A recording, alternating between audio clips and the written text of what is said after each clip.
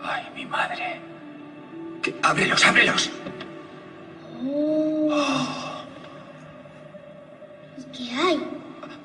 Dinosaurios. ¿Dónde? ¿No ves esos dinosaurios? Mira a tu alrededor. ¿Ves cuántos hay? ¡Guau!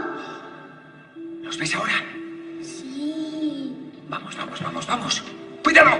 ¿Qué pasa? No pises el fuego, somos cavernícolas. Necesitamos el fuego porque no hay electricidad y hace mucho frío, ¿vale? ¡Cuidado, cuidado! ¡Oh, madre mía! ¡Un tiranosaurio! ¡Coge tus cosas! ¡Coge tus cosas! ¡Cógelas! ¡Corre! ¡Corre! Hay que buscar un lugar seguro. ¿Cuál? Necesitamos una caverna. ¿Una caverna? Hay que encontrar una caverna. ¡Vamos! Vale. ¡Vamos, vamos! ¡Vamos! ¡Cuidado ahí detrás! ¡Sigue! Aquí hay una caverna. ¡Vamos! Aquí, aquí. Ya voy. ¡Corre, corre, corre! Bien. Entra, hijo. Corre, deprisa.